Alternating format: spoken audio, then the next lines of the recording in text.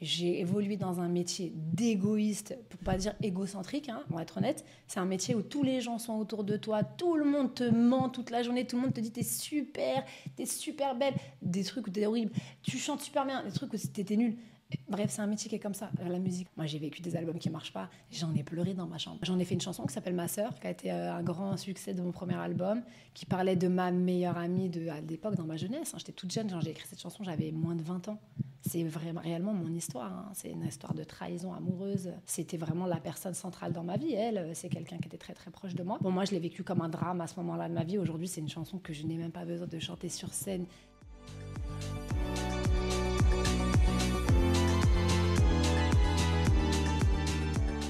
Salut Vita. Salut. Comment vas-tu? Mais super bien, je suis ravie d'être là. Et ben moi pareil, vraiment j'attendais avec impatience de te recevoir. Merci beaucoup. Parce que j'aime cette rencontre humaine, j'aime découvrir un artiste, je connais bien l'artiste, je vais découvrir aujourd'hui un peu plus la femme avec toi dans ce canapé. Tu sais que je commence toujours par demander à mon artiste qu'est-ce qui fait battre son cœur, quel est son boum boum. Et toi, je sais que c'est les valeurs, quand on s'en est parlé toutes les deux. Moi, je dirais ma famille, hein, quand même. Tu dirais ta famille, les valeurs, tout ce qu'on t'a inculqué et qui t'a permis de devenir la femme que tu es aujourd'hui. Ouais, je dirais au centre la famille parce que déjà dans l'enfance, parce que je pense que mon chemin il a été orienté par ça, par les valeurs que mes parents m'ont transmises. Et je dirais la famille tout court parce qu'aujourd'hui, ma priorité, moi, dans ma vie de femme, c'était de construire ma famille. Et aujourd'hui, j'organise tout autour de ma famille à moi que j'ai construite avec mon mari et mes enfants. Donc je dirais que vraiment la priorité dans ma vie, c'est ça, ce qui fait battre mon cœur, ouais, c'est ça. Alors c'est rigolo parce que moi j'ai pris un peu les différents domaines de la vie, donc j'ai choisi la famille. Ouais. Donc ce que je te propose, c'est qu'on commence par le travail, par l'artiste que tu es, les valeurs que tu as et que tu mets dans ton travail. Après on passera par la famille, l'amitié et l'amour. Bien sûr. Ça c'est un petit peu la construction du podcast. Super. Alors la valeur travail, tu es quelqu'un qui bosse énormément. Est-ce que la détermination, ça pourrait être la première valeur qu'on pourrait t'accorder pour arriver là où tu es arrivé? Ouais, moi je pense que même en dehors du travail, la détermination, c'est un trait de caractère que j'ai depuis toute petite. C'est-à-dire que moi, ma mère me raconte que même quand j'étais dans la petite enfance, qu'elle me dit, ma mère était elle me dit, j'étais une enfant très indépendante. Donc elle me dit, tu avais très peu besoin finalement de moi, de l'adulte. Et qu'elle me dit, que j'entreprenais quelque chose, j'avais besoin d'aller au bout, mais que ce soit dans un travail artistique, dans l'humour, dans tout ce dans quoi on peut s'épanouir quand on est enfant. Et ça, c'est un trait de caractère que j'ai eu dans mon enfance et que j'ai encore aujourd'hui et qui s'est, répercuté dans le travail.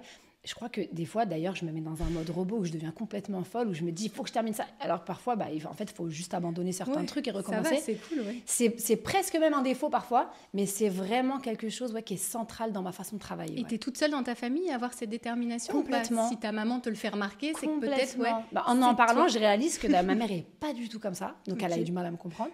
Et après, j'ai un père qui est très travailleur, que j'ai toujours vu bosser comme un fou. Et je pense que c'est en le voyant bosser comme ça toute sa vie, souffrir un peu même de ça, parce qu'il n'était peut-être pas là où il avait envie d'être. Et en voyant ça, peut-être que je me suis dit, ok, la vie c'est comme ça. Et il faut s'accrocher, c'est dur, il faut y aller. Et en fait, j'étais comme ça, j'y vais en fait sans réfléchir. Quand je commence un truc, j'ai envie d'y aller jusqu'au bout, quoi. À fond. Ouais. Et est-ce que c'est pour ça que tu as quitté la maison tôt? Parce que tu es partie relativement tôt de chez toi, tu as commencé un premier job à Lyon, à la Part-Dieu, T'es bien dans une enseignée. boutique. Ouais, je sais, j'ai bien lu ton histoire. Justement, je me suis dit, c'est les débuts, c'est le moment de l'indépendance. Ça fait aussi partie des valeurs de dire, ok, je gagne de l'argent, je m'émancipe, je pars. Très jeune, ouais. Et bizarrement, maintenant j'ai des enfants et j'aimerais pas qu'ils reproduisent ça. À la fois, moi, c'est ce qui m'a permis d'être très mûre, très jeune. Je crois que j'ai grandi un peu trop vite. Et j'aimerais pas, justement, que mes enfants soient comme ça. À la fois, je passe ma journée à leur hurler dessus parce que je trouve qu'ils sont lents, qu'ils comprennent rien. Et moi, vu que je suis très speed et que j'aime bien avoir du répondant en face et qu'on comprenne vite, je comprends pas d'avoir répété 17 fois un truc. Et c'est vrai que j'ai quand même grandi un peu trop vite parce que je me dis, je suis quand même partie à 17 ans. À 17 ans, j'avais mon loyer à payer parce que j'ai eu mon bac un peu plus jeune et que mon père m'a dit, si tu t'arrêtes tes études, j'ai arrêté après le bac, j'ai pas aimé la fac. Il m'a dit, maintenant tu te débrouilles, ma cocotte. Donc il fallait que je travaille. Je me suis retrouvée, j'ai été embauchée à 17 ans dans une boutique en tant que vendeuse. J'étais même pas majeure. Et donc très vite, la vraie vie, quoi. Les factures, l'argent, le travail, le souci d'avoir à la fin du mois ton frigo à remplir. Mais j'étais quand même très jeune. Et oui, très vite l'indépendance. Tu vivais comment ça? Comment tu l'as vécu alors, dans je la crois que ça m'a souffrance ou totalement... Non, moi je suis vraiment quelqu'un, j'aime être seule. Alors aujourd'hui j'ai une famille, c'est très rare que j'ai des moments seuls, mais quand il m'arrive d'avoir une soirée où je suis toute seule, je suis vraiment quelqu'un qui me suis construite seule. J'ai vécu longtemps seule, j'ai vécu 10 ans toute seule en appartement, donc avec une vie à côté, mais je veux dire, je vivais seule, quoi. J'ai rentré chez moi, j'étais toute seule. Et même au début de ma carrière, quand vraiment le premier album est sorti, que ça a marché, qu'il y a eu cet ascenseur émotionnel, ça a été très dur pour moi quand je rentrais chez moi de me retrouver seule, parce que c'est très fort à vivre, c'est violent, parce que moi j'avais l'habitude d'être seule, mais là d'un coup tu as l'amour de milliers de gens, et d'un coup tu rentres chez toi, ça fait plus rien. Bah ouais, justement, tu savais pas avec qui partager surtout. En fait, j'avais une équipe de travail qui était mes amis, mais quand je ne travaillais pas, je rentrais tout de suite à Lyon. C'est pour ça que j'ai acheté un appartement très vite et j'allais dans ma famille. Je n'aimais pas rester à Paris dans ce monde justement du travail où j'avais peu d'amis. Et voilà, j'avais besoin de retrouver ma famille parce que c'était mon cocon, ce qui me réconfortait. Ouais, la base, vraiment pour toi. On y reviendra sur la notion de la famille. Est-ce que tu savais au moment où tu allais commencer la musique que tu étais prête à tout sacrifier pour ce métier ou pas? Ou est-ce que déjà, dans le travail, tu avais des valeurs où tu disais, bah tiens, si on me demande ça, c'est non, je le ferai pas. Ah oui, ça, ces questions-là, je me les suis pas posées. Je savais pas tellement à quoi m'attendre. En fait, moi, pour comprendre un peu mon histoire, j'ai jamais visé ce métier. C'est un peu la musique qui m'est tombée dessus. Je suis passionnée de musique. Je suis passionnée par l'écriture, avant tout. J'ai commencé à écrire des chansons dans ma chambre, des textes, pas des chansons, des textes. J'avais 14-15 ans. À l'école, vraiment, c'était les matières que j'adorais. C'était les matières littéraires, c'était les langues. Où voilà, j'avais vraiment des facilités. Et je savais que c'était quelque chose où je m'évadais, où j'avais besoin de créer dans l'écriture. Donc ça commence par les textes. Et puis, j'ai commencé à chanter des heures et des heures dans ma chambre, mais sans vraiment me dire, je ne voulais pas être chanteuse, en fait, je ne savais pas ce que c'était. J'ai jamais voulu être connue. C'est ça qui a été dur pour moi, c'est de voir tout ce qui va avec, et on le découvre en le vivant. Moi, ce qui a été compliqué, c'est qu'il y a eu vraiment une espèce de latence entre le moment où je décide d'en faire mon métier, qui était autour, je sais pas moi, de 16-17 ans, parce que tout le monde me disait, mais tu as du talent, tu as une voix, je dis ça, bon. Et donc là, je rencontre mon manager de l'époque qui essaye sur tous les fronts de me faire signer en maison de disque. Il se passe presque plus de 6 ans en fait à démarcher toutes les maisons de disques, à se prendre des portes partout, où là je comprends que ça va être difficile. Et puis il y a un mini créneau des portes qui commencent à s'ouvrir quand je commence à me faire un nom, parce que les rappeurs m'invitent sur des titres et que je chante des refrains. Et puis il y aura cette chanson Confession nocturne avec Diams qui va être un peu le sésame où tout le monde va me découvrir avec cette chanson. Et là, toutes ces maisons de disques qui nous avaient dit non reviennent. Et là je découvre déjà que c'est un métier hypocrite. Je comprends que les gens sont faux. C'est-à-dire que ces gens-là avaient écouté mes chansons déjà 5 ans auparavant, les mêmes chansons. À Fleur de Toi, c'est une chanson qui existait. C'était mon premier album, c'était moi, mon journal intime, je l'avais écrit bien avant. Et ces gens-là nous rappellent en disant « c'est magnifique, on veut refaire un rendez-vous avec Vita, c'est génial ». Donc là, je comprends, ok, donc déjà, la sincérité, il n'y a pas. Dans ce métier, c'est différent. Les gens, en fonction du moment, de la période, de l'opportunisme, de l'intérêt, sont différents. Donc oui, très vite, je comprends que sur le tas, il va falloir apprendre. Ouais. En fait, c'est des histoires d'intérêt parce que toi, à ce moment-là, tu te dis, bah moi, du coup, j'y vais. Même si, à l'époque, ils m'ont dit non, etc. Là, c'était le bon moment, il fallait saisir, il fallait laisser l'ego et l'orgueil un peu de côté. Alors justement, finalement, l'ego, moi, je ne suis pas quelqu'un qui est dirigé par l'ego. Vraiment, je travaille avec beaucoup d'artistes. Je suis vraiment quelqu'un, et j'écris pour beaucoup d'artistes, et je pense que ça fonctionne parce que moi, je suis quelqu'un qui m'efface devant. Si je sens quelqu'un a beaucoup d'ego, je vais le laisser. Ce n'est pas quelque chose qui est important pour moi, d'être le meilleur, d'être le plus fort. Je déteste la compétition. Moi, j'aime bien justement observer les gens comme ça. Je me dis, ok, c'est quelqu'un qui a besoin de reconnaissance, je vais lui donner. Tu vois, il y a ce truc-là. À ce moment-là de ma vie, je comprends qu'en fait, ces gens-là que j'ai en face de moi sont des gens complètement opportunistes. Bon, voilà que c'est un métier qui est comme ça. Et alors, à ce moment-là, on a vu qu'on a été en position de force parce qu'on avait la chance d'avoir une chanson qui cartonnait et d'avoir un album qui était prêt. J'ai pris le soin de choisir avec qui je voulais travailler et j'ai dit non à ces gens-là qui, à l'époque, ne m'avaient pas donné l'heure. Et j'ai signé avec Diams, qui était mon amie, ma meilleure amie, sur le label Motown qu'Universal lui a proposé pour moi. Parce que je me suis dit, je vais aller avec les gens qui croient en moi. Je ne vais pas aller avec les gens qui me proposent des zéros en plus, mais qui ne me connaissent pas et qui vont me tourner le dos très vite. Ouais, ou ceux qui t'ont mis effectivement ces fameuses claques ou ces fameuses portes. Exactement. Que tu as eu du mal à vivre. Et ça, quelque part, on n'oublie pas, non ? On le suit pendant longtemps, cette douleur du début. C'est une chanson d'un album qui s'appelle « Je n'oublie pas » et c'est ce que je dis. Je dis, on vit avec, on traverse des épreuves, on pardonne, mais on n'oublie pas. Moi, je suis comme ça, c'est-à-dire que j'ai appris le pardon dans ma vie. C'est très important, le pardon. J'essaye énormément de le transmettre à mes enfants, sinon je pense qu'on n'avance pas. Mais à la fois, pardonner, ça ne veut pas dire effacer. Ça veut dire se rappeler, pardonner la personne, c'est-à-dire ne plus être dans le mal, ne plus être dans le fait d'en vouloir à la personne, ne plus être dans les remords, les regrets, mais à la fois rester conscient que les gens sont comme ça et qu'il s'est passé ça et que cette personne peut être comme ça, et donc rester sur ses gardes. Ouais. Et quelque part, on se libère aussi quand même intérieurement Bien sûr. Quand on pardonne. Bien sûr. Est-ce qu'il y a un moment quand même où tu t'es dit « oh, j'ai envie d'abandonner » les portes sont Bien trop sûr. dures, là, avant cette fameuse rencontre et ce fameux titre qui va changer ta vie, est-ce qu'il y a des moments où tu te dis, Ouais. allez, là c'est bon, 1000 cette fois. fois-ci, je suis... Parce qu'on 1000 sent la fois. détermination et la force, où là vraiment, j'en peux Bien sûr, plus, quoi, j'en ai marre. c'est très dur. Et puis, et pourtant, c'était à une époque où je pense que c'était peut-être. Enfin, je crois qu'aujourd'hui, c'est plus facile de percer parce qu'il y a. Enfin, c'est complètement différent la musique. La viralité des réseaux a fait que c'est plus facile pour quelqu'un de se faire connaître. À l'époque, c'était les maisons de disques ou rien. Tu n'avais pas, Il y avait pas les réseaux qui te d'alternative. propulsaient comme ça, où quelqu'un pouvait t'entendre et te signer. Donc, à un moment donné, quand tu as fait le tour de toutes les majors et que tout le monde t'a dit non, tu restes chez toi. Puis moi, je continuais de travailler. J'étais vendeuse, j'étais serveuse la nuit. Et je me disais à ce moment-là, ok, bah, c'est peut-être pas écrit pour toi. Et donc, à ce moment-là, je me dis, ok, vu que j'étais quelqu'un de très comme ça, détermination, carré, je me dis, ok, je me donne 2 ans, je signe pas, je pars vivre aux États-Unis parce que j'avais repris mes études de langue et j'avais prévu de partir. Je m'étais donné une deadline. Alors que dans la vie, c'est pas comme ça. C'est pas toi qui choisis le timing. Ça, c'est un truc que j'ai appris. Et il y a eu ce fameux titre et cette situation qui s'est débloquée d'un coup à un moment où j'y croyais le moins. Mais bien évidemment que je m'étais dit, oui, c'est terminé, ça sert à rien. Quoi. Ouais, je me le suis moins, dit 1000 fois. j'ai vu pour préparer notre entretien une interview où tu disais qu'il y a une scène, dans un documentaire, tu racontes une scène où tu es sur un parking dans une voiture et j'ai senti même l'émotion Oui, je pouvais pas la raconter. revenir. Ouais. Je me suis dit, mais C'était, qu'est-ce qui s'est passé Ouais. à ce D'ailleurs, j'ai jamais moment-là? fini l'anecdote. C'est dans mon documentaire qui est sorti récemment où je raconte un peu justement tous les débuts parce que les gens s'arrêtent beaucoup au succès finalement parce qu'on communique beaucoup sur le succès. C'est comme ça, c'est un métier où il faut communiquer sur le succès. Mais il y a le succès, mais il y a les échecs, il y a les failles, il y a les complexes. Moi, c'est tout ce que j'ai raconté dans mon documentaire. Et je raconte exactement cette période dont on est en train de parler où moi, j'étais à Lyon, donc je vivais sur Lyon parce que je suis lyonnaise de base. Et mon manager qui vivait à Paris m'appelait quasiment tous les mois. Il avait des rendez-vous chez Sony, chez Universal, chez Columbia, chez plein de labels, de maisons de disques. Et moi, je m'accrochais à ça, si tu veux. Ça avait presque écrit dans mon calendrier, demain, il va chez Sony, demain, il va... Et j'attendais qu'il m'appelle comme une gosse pour qu'il me dise, alors, donc il y allait, il faisait écouter mes chansons.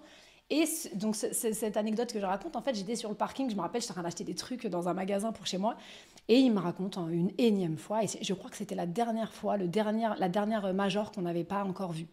Et il sort et il me dit, bon, c'est compliqué en fait. Voilà, on comprend à ce moment-là qu'il n'y a pas de case pour moi, il n'y a pas de case pour ma musique. Je suis entre la musique urbaine et la variété française. À ce moment-là, il y a très peu d'artistes qui font cette musique-là. Donc les maisons de disques ne sont pas intéressées ou ont peur d'y aller. Donc les maisons de disques nous disent, ça parle à qui? On en a peur. Et donc moi, à ce moment-là, je me rappelle de ce jour-là où en fait, j'avais presque tout mis sur ce rendez-vous. Et puis ce rendez-vous, finalement, qui échoue complètement. Et là, je me dis, ok, c'est là que je me dis, je vais partir. Je ne vais pas attendre toute ma vie. Ça faisait déjà 2 ans que j'avais repris mes études. Je me suis dit, qu'est-ce que je fais si au bout de mes études, il n'y a pas quelque chose, je ne sais pas, professionnellement, une espèce une ouverture. Bon, je ne vais pas faire ça toute ma vie, quoi. Je ne vais pas attendre toute ma vie. J'écrirais des chansons dans ma petite chambre, mais c'est très bien. Et j'allais partir à ce moment-là, ouais. Et puis, le destin. Et le destin est écrit différemment, c'est comme ça. Même si je pense qu'il faut déclencher des choses, je pense que tout est écrit, moi. Donc à un moment donné, des fois, tu peux t'acharner. Si c'est écrit d'une façon, ça se passera d'une façon. Ça se rattrapera, ça sera sur ta route. Ouais. Est-ce que tu as une phrase que tu as en tête, qu'un jour on t'a donnée, ou une clé, justement, pour les gens qui nous écoutent, qui nous regardent, sur la détermination, sur le fait, justement, de faire confiance d'un côté, parce qu'on ne peut pas tout maîtriser, mais d'un autre côté, de mettre suffisamment de chance pour que ça marche. Peut-être, je sais pas, quelqu'un de ta famille, quelqu'un que tu as croisé sur ta route. J'ai pas... dans ma famille, justement, c'était tellement quelque chose de personnel, la musique, je le partageais pas avec les gens de ma famille. J'avais honte de chanter devant ma famille, donc c'est pas quelque chose que j'ai partagé avec eux. Après, je pense qu'il y a eu des gens qui ont été déterminants, moi, dans ma carrière, qui sont devenus des amis très proches. Je pense à Slimane, par exemple, qui est devenu comme un frère. Je pense à Mélanie Diams, qui est ma sœur aujourd'hui encore, qui est vraiment plus qu'une amie. C'est-à-dire que vraiment, c'est quelqu'un qui me connaît mieux que tellement de gens que j'ai croisés sur ma route.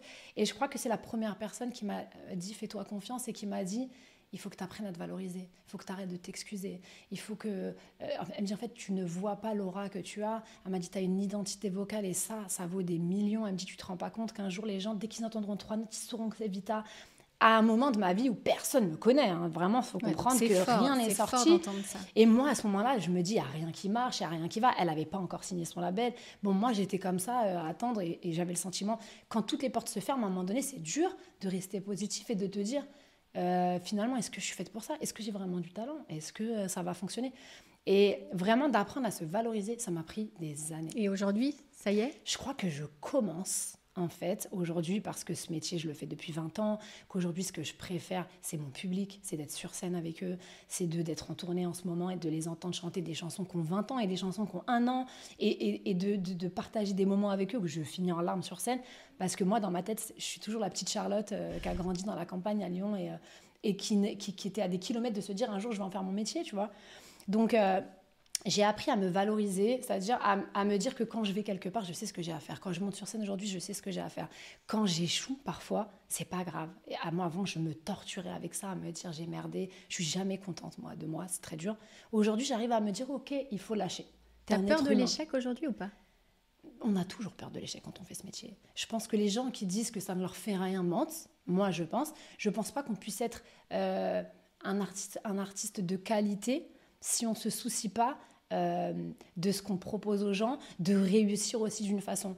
Mais à la fois, qu'est-ce que ça veut dire la réussite? Où est-ce qu'on place sa réussite? Moi, par exemple, je n'ai jamais fait, et ça je le dis vraiment sans langue de bois, ce métier pour les chiffres. C'est les chiffres qui m'ont appris ce métier. Donc, effectivement, j'ai un premier album qui est sorti, qui a battu tous les records de vente en 2007. Je suis rentrée au Guinness Book Record. Enfin, c'était...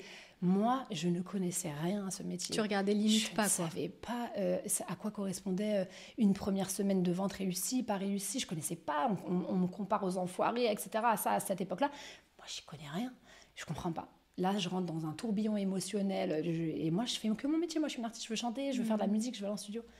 Et puis après, avec le temps, tu apprends ce métier, tu comprends que oui, effectivement, les chiffres, c'est une donnée qui est importante. Oui, ça reste. Qui fait faire aussi ce métier différemment. Mais je ne me suis jamais laissée,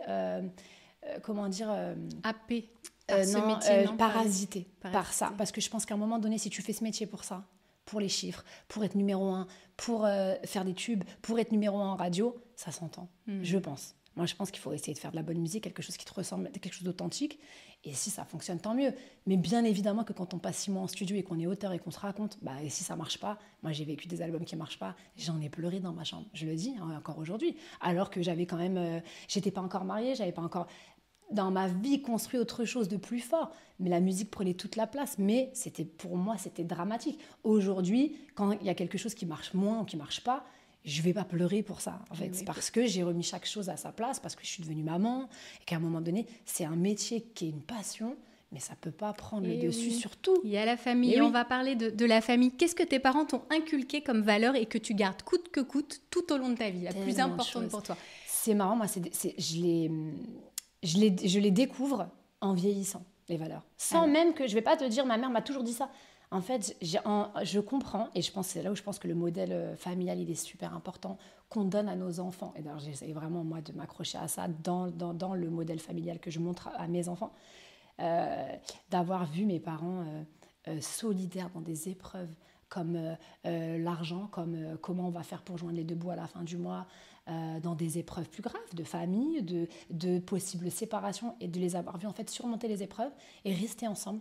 Je crois que ça, c'est la première chose qui, moi, m'a donné une vision du couple très très solide. C'est-à-dire, par exemple, j'ai rencontré mon mari, je voulais me marier, je voulais faire la mairie, je ne voulais pas faire d'enfants hors mariage, je suis très réac sur ça. Mais je sais que c'est parce que mes parents, je les ai vus comme ça. Ça, t'as vu ça à quel âge? T'étais très jeune quand t'as vu toutes ces problématiques.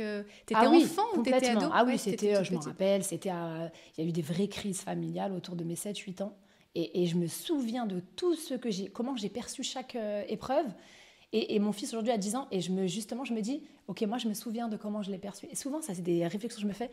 Je me dis, tu te rappelles à cet âge-là, tu te rappelles de telle chose. Donc, en fait, là, ton fils, il va percevoir des choses. Parce que souvent, on se dit, c'est bon, ils sont petits. Non, on comprend, on se rappelle. Moi, je me rappelle, j'ai plein de souvenirs, même de maternelle.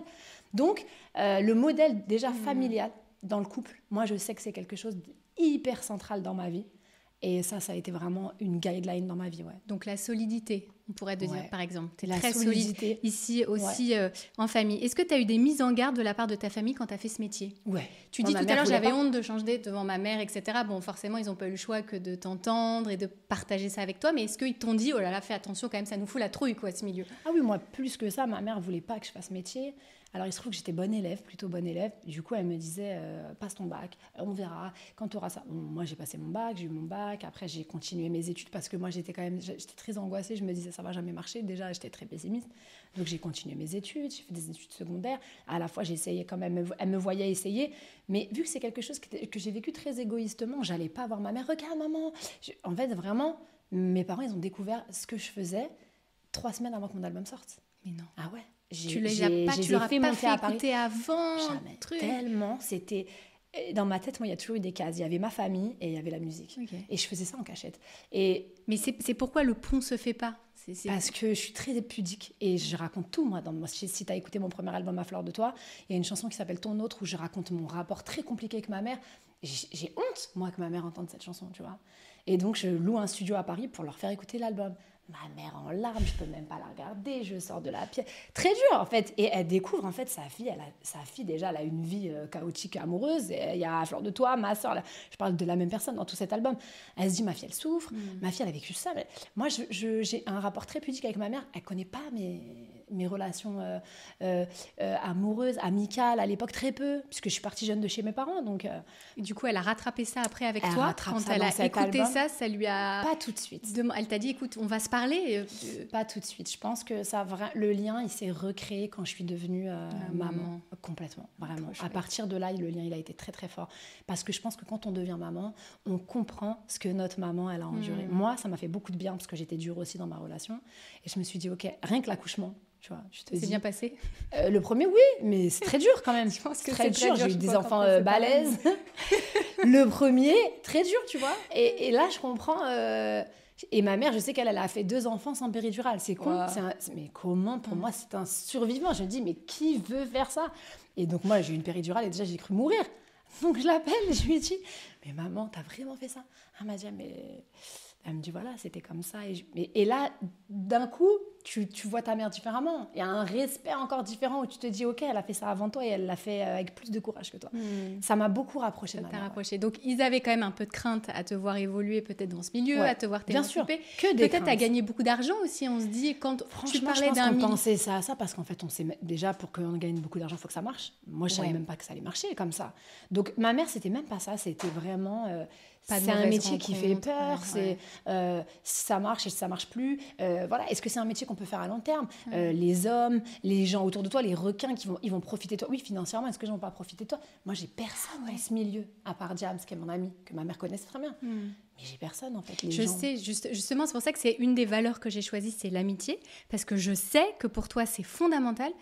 Et que, tu le dis, hein, des amis dans ce métier, on n'en a pas beaucoup. Non. Et moi, que tu es très, très sélective. C'est quoi, la loyauté, ça fait partie des valeurs importantes pour toi? Super intéressant de dire ça.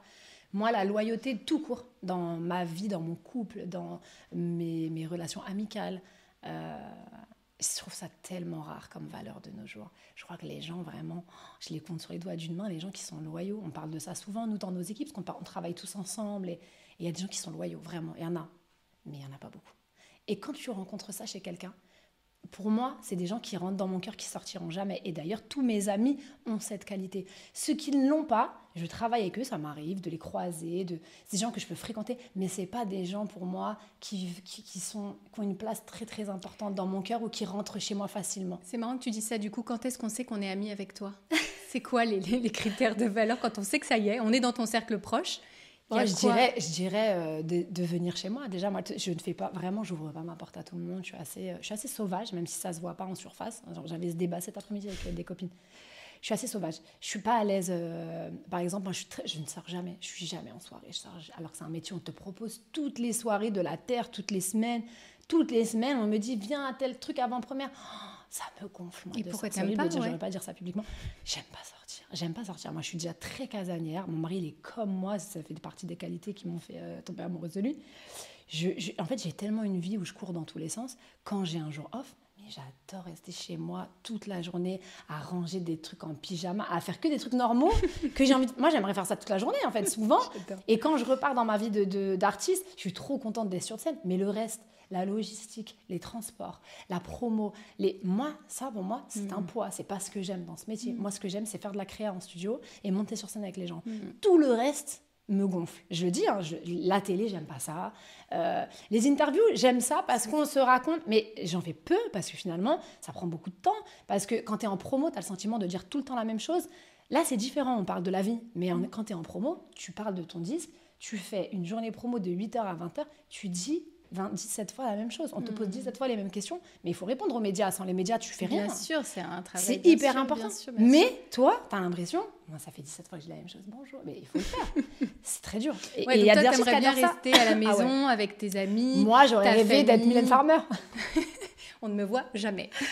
Exceptionnel. C'est la seule artiste qui a ce luxe, mais elle a tellement de choses, c'est-à-dire qu'elle vient, elle ouvre une série, elle fait 10 stades, elle repart pendant 4 ans et elle est chez elle avec ses gosses, sa famille, c'est son mari, je sais pas ce qu'elle fait, mais en fait, elle a une vie normale. Ouais. Et en fait, nous, les artistes, souvent, moi, en tout cas, je suis comme ça. J'aime ma vie normale. J'aime aller faire mes courses. Je fais mes courses toutes les semaines. J'adore sortir comme ça, en survêt. Tu me verras jamais apprêtée comme ça dans la rue quand je sors. C'est très rare, quoi.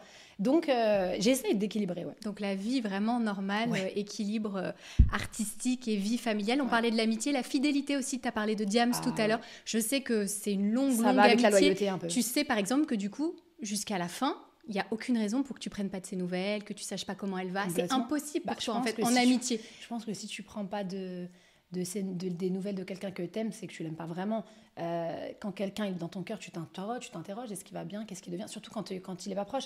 Typiquement, Mélanie, c'est quelqu'un qui vit loin. On se voit beaucoup moins qu'avant, puisqu'on se voit très peu. Mais en fait, on s'écrit beaucoup. Notre contact, il est très fort. Et même, il arrive qu'on ne se parle pas pendant plusieurs semaines. Mais c'est une amitié qui est immuable. Quand tu me disais comment tu sais qu'on est amis, alors par exemple, j'ai 3 amis comme ça qui sont mes amis d'enfance, dont Mélanie fait partie. On peut ne pas se voir pendant 6 mois, 1 an. Ça s'est passé l'année dernière. Et quand on se voit, c'est comme si c'était quand on était à la période de nos vies, on était le plus proche. Il n'y a rien qui change. Il n'y a aucune... Alors, il arrive qu'avec des gens, tu sois gêné ou tu ne sois pas à l'aise. C'est comme ça, on a des affinités. Et même moi, j'ai des amis qu'on voit très peu parce qu'on vit tout aux 4 coins de la France. Quand on se voit... Je me dis, c'est comme quand on avait 20 ans, quoi. Il n'y a rien qui change. Et ça, je pense, c'est un vrai signe d'une amitié. Ouais, je pense que c'est un vrai critère. Tu sais que ça ne bougera jamais. Ça ne bougera jamais. Et donc, ça, c'est important. Est-ce que tu as été déçue en amitié ? Et comment tu réagis ? Tu vois, je pensais au pardon. Est-ce qu'on peut tout pardonner en famille ? Je me dis, finalement, est-ce qu'on peut tout pardonner aussi en amitié ou pas ? Je ne pense pas qu'on puisse tout pardonner. Après, je pense que c'est toujours mieux de pardonner. J'en ai fait une chanson qui s'appelle Ma Sœur, qui a été un grand succès de mon premier album, qui parlait de ma meilleure amie à l'époque, dans ma jeunesse. J'étais toute jeune, j'ai écrit cette chanson, j'avais moins de 20 ans. C'est vraiment, réellement mon histoire. C'est une histoire de trahison amoureuse. C'était vraiment la personne centrale dans ma vie. Elle, c'est quelqu'un qui était très, très proche de moi. Bon, moi, je l'ai vécu comme un drame à ce moment-là de ma vie. Aujourd'hui, c'est une chanson que je n'ai même pas besoin de chanter sur scène.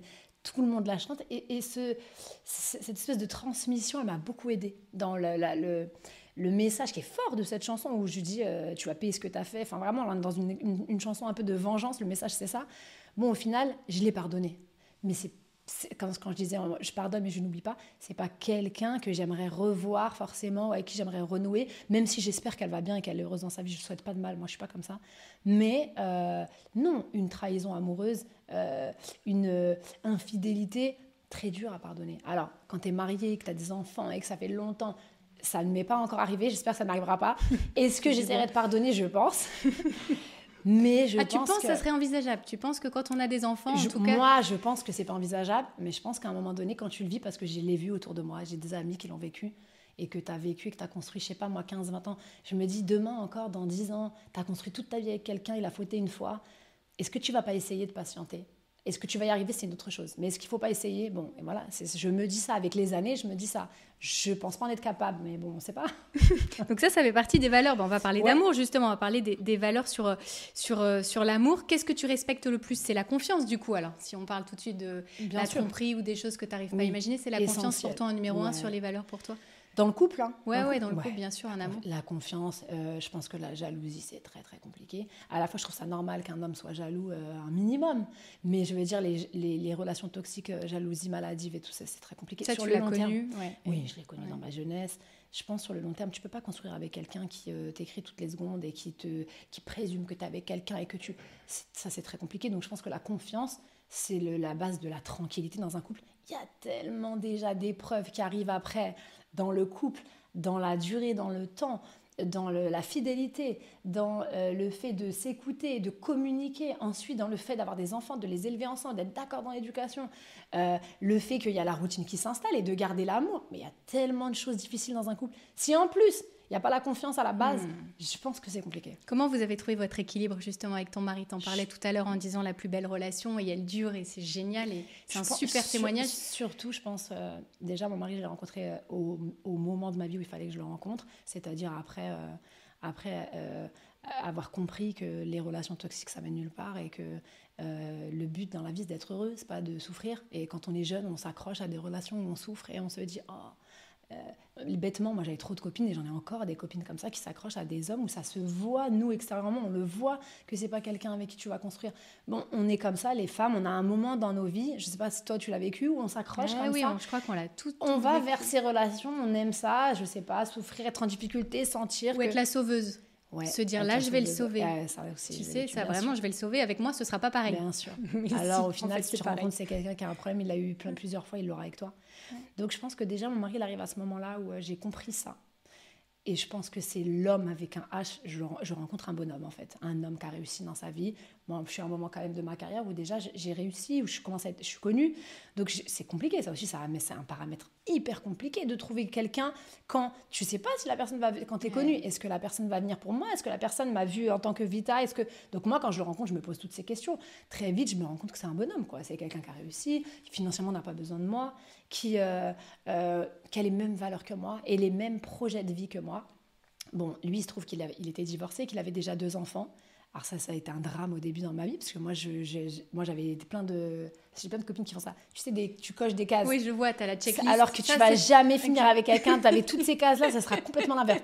C'est trop drôle, on est comme ça. Ah, j'ai des copines qui me disent, je veux qu'il soit comme ça, comme ça. Je dis, mais arrête. On a limite des critères physiques et tout, mais en fait, pas du tout. En fait, rien à voir. Déjà, il faut aller sur des critères essentiels qui sont dans les valeurs et dans le caractère et dans ce que tu veux défendre dans ta vie. Est-ce que c'est quelqu'un avec qui tu te vois dans 20 ans? Pose-toi la question déjà ça. Et donc lui, à ce moment-là, je vois que c'est quelqu'un de posé, c'est quelqu'un qui a une maturité que je n'ai pas, qui a une expérience que je n'ai pas dans le couple, même dans l'éducation des enfants. Au début, je vois ça comme il a des enfants, il va pas découvrir ça avec moi. Au final, ça a été tellement bénéfique parce qu'il m'a aidé, il m'a apaisé, il m'a empêché de faire des erreurs que j'aurais faites, je le sais. Donc, ça s'est transformé, même ses défauts se sont transformés en qualité. Et comment la longévité, tu arrives à la créer sur le long terme, c'est ça le plus dur. Très honnêtement, ça fait 15 ans qu'on est mariés. Alors, je prie pour que... Moi, je le dis toujours, moi, je veux mourir avec lui. Est-ce que... Moi, je suis très croyante. Est-ce que Dieu nous permettra de finir ensemble? Je l'espère de tout mon cœur. Je pense qu'à un moment donné, le mariage, pour moi, la clé, c'est les concessions. Vraiment. C'est les compromis. C'est parfois, moi, ce que j'appelle le détachement dans le sens où ne pas être jaloux maladif, ne pas casser la tête à l'autre, ne pas être à cheval sur des détails dans lesquels toi, En fait, à un moment donné, on est deux, on est différents. Il va falloir tenir, c'est un marathon. Et ça, vous l'avez compris tout de suite ou ça, tu nous le dis parce que moi, je l'ai appris. Il y a plein d'années qui se sont passées. Ah non, j'ai appris au fil des années. Il y a l'expérience qui fait que... Je l'ai appris. Mes premières années étaient plus dures que mes années actuelles. C'est-à-dire qu'au début, t'es jeune, t'es dans un truc. Ah, moi, c'est comme ça, comme ça. Ah, moi, En fait, en vieillissant, tu te rends compte que tranquille. Et lui, il est comme ça, il veut se coucher tôt, laisse-le se coucher tôt, toi, tu veux te coucher. En fait, avec les années, tu comprends que les choses, nos différences, elles vont faire qu'elles nous rassemblent ou elles nous séparent. Est-ce qu'il faut lâcher du lest ou alors est-ce qu'il faut être dur? Moi, je suis pour la communication et je suis vraiment dans le couple, je suis vraiment pas quelqu'un qui rentre dedans. Si je rentre dedans, c'est qu'il s'est passé un truc grave. Pour moi, vraiment, la clé, c'est d'être à l'écoute et d'essayer vraiment de penser que ça va durer sur la longueur. Donc avec en fait, beaucoup de sérénité. Il faut penser à la finalité. Moi, quand il y a des trucs graves, je me dis et alors, c'est pas grave, donc c'est bon. Et donc demain, est-ce que c'est grave? Non, on se rappelle même pas des fois des disputes pour lesquelles on s'est pris la tête. Donc c'est la preuve que faut se détacher en fait.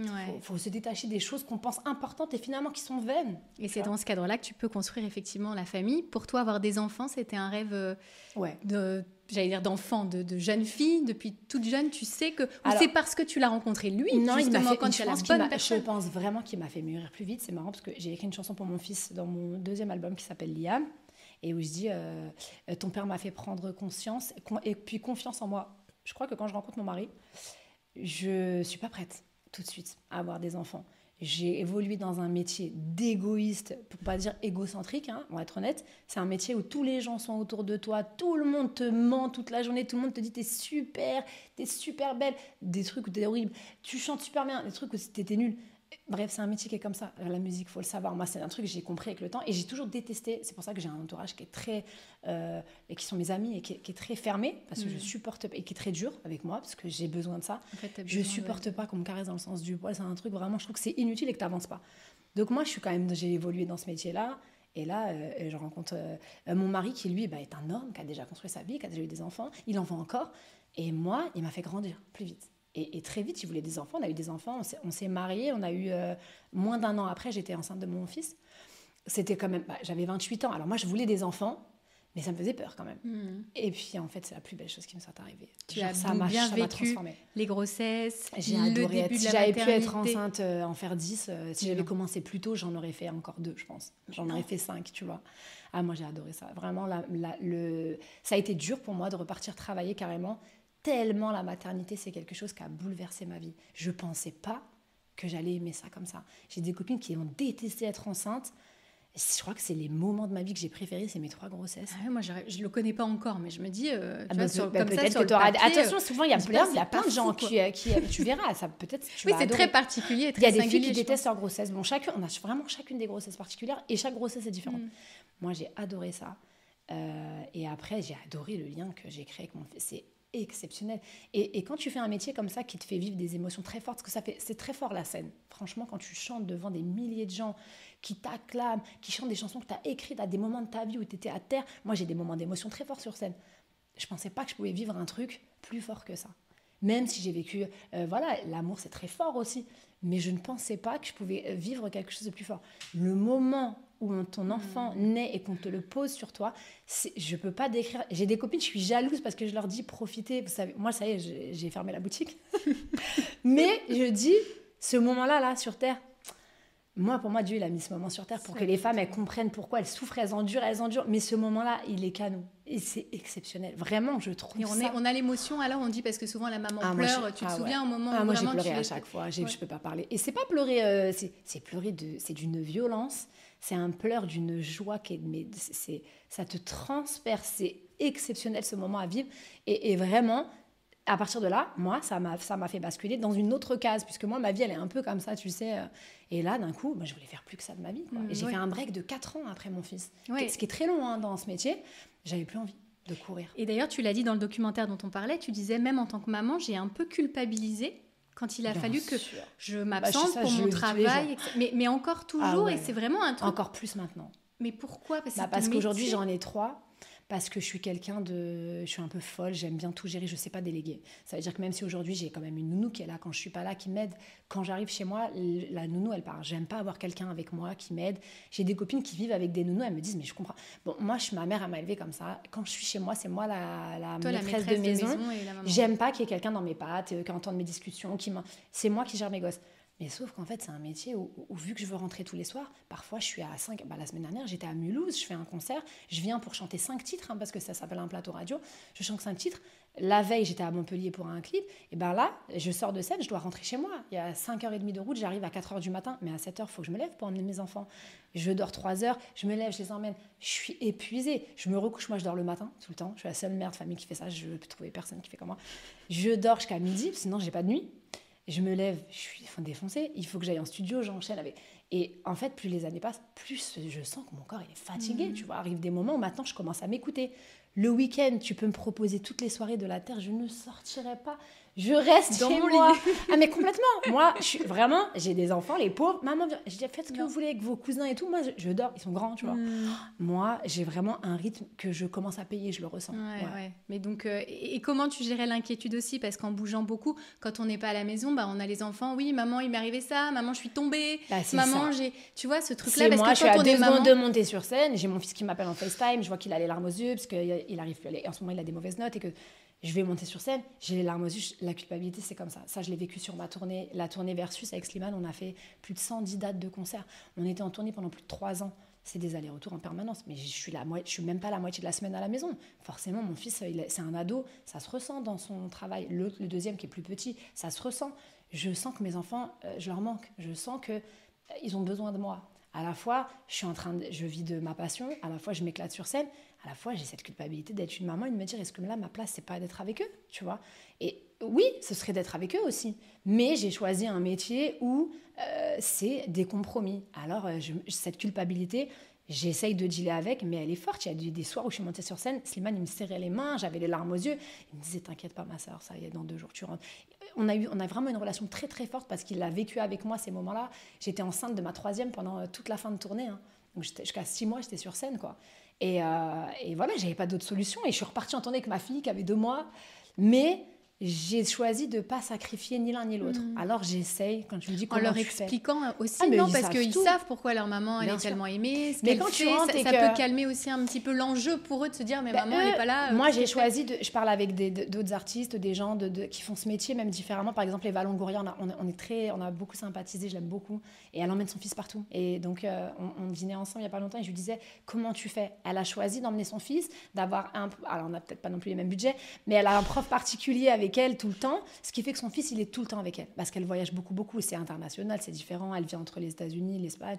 Bon, moi j'ai décidé que mes enfants ils allaient avoir une vie normale, je veux pas qu'ils voient le fast, qu'ils voient les tournées, je veux pas que ça devienne leur normalité. Donc moi mes enfants j'ai décidé qu'ils restent à la maison, quand je pars je fais venir mes parents, quand je suis là, quand je reviens je suis là, mais du coup je leur manque par moment. Mais j'ai décidé qu'ils vont aller rester dans la même école, qu'ils sont des copains. Je veux pas que ce soit les enfants de Vita. Je veux que ce soit les enfants d'une maman de Charlotte, quoi. Et s'ils te disent on veut venir te voir sur scène, ils sont on veut venus être 2 là, fois. quand tu leur dis non, tu restes à la maison. C'est très très rare. J'ai accepté 2 fois. Alors pour eux, c'était vraiment. Ils partent avec nous, je les ai mis dans le tourbus, c'était content. Mais c'est 2 fois. Sur 200 dates, ça sera 2 fois. Parce que je veux pas qu'ils s'habituent à ça. Parce qu'encore une fois, le modèle familial, j'ai le sentiment qu'ils vont s'imprégner, tu vois. J'ai pas envie de les mettre dans ce. Déjà, la musique, elle est omniprésente dans je le vois dans leur vie sans que ce soit moi qui l'ai mis dedans. C'est une autre génération qui arrive là et qui est compliquée pour d'autres raisons.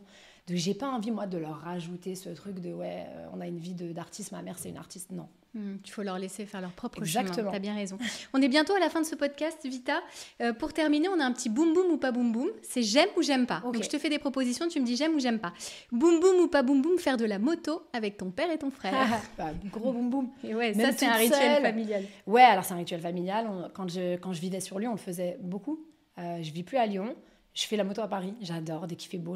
Quand il pleut un peu moins, mais j'adore être en moto. C'est un moment, en fait, et c'est pour ça. Moi, mon père était concessionnaire moto, il était pilote, il était mécanicien sur les circuits de course pour comprendre un peu. Quand j'avais 5 ans, à 2 ans, il nous a mis sur des petites motos, sur des Peugeot 50. À 5 ans, j'étais dans son atelier, je l'ai toujours vu monter des moteurs. Et genre, l'odeur de l'essence, c'est ma passion, j'adore ça. Donc, j'ai eu mon permis moto à 20 ans. J'ai toujours fait de la moto.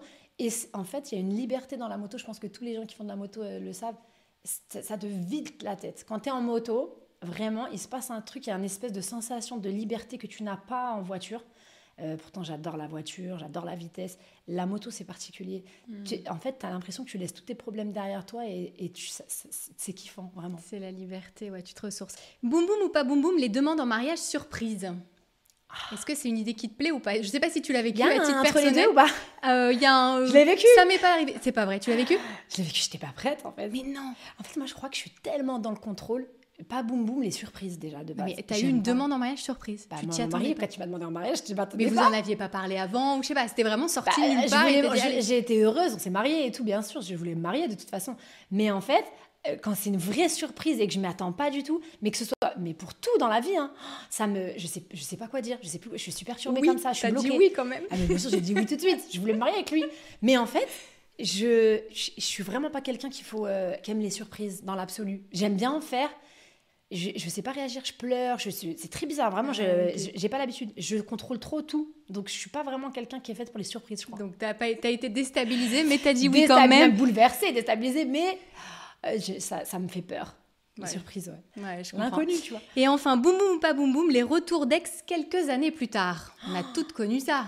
Boum boum ou pas boum boum? Ah, pas boum boum du tout. Alors, moi, je suis vraiment quelqu'un, mais alors, vraiment pas, vraiment ça m'angoisse. Moi, je suis quelqu'un de très... ça va dans la détermination tout droit, tout le temps. Je suis comme ça, en fait. Et j'ai presque tendance à occulter mon passé, hein, moi. C'est-à-dire que moi, je suis pas du tout quelqu'un qui vit dans la nostalgie ou dans la mélancolie d'une histoire. En fait, vraiment, je pense que ma force, elle vient de là. C'est que, je suis vraiment tout le temps en mode, OK, qu'est-ce qu'on fait? C'est quoi le next truc? Qu'est-ce qu'on avance? Alors, donc, je suis pas du tout. Il y a vraiment dans mon passé, dans ma jeunesse, mais sans parler de relations amoureuses, il y a des gens tout court, je les ai occultés. Et ça m'arrive de Si tu croiser les des croises gens, dans la rue, tu les reconnais pas. je me rappelle pas, qui me disent comment ça va.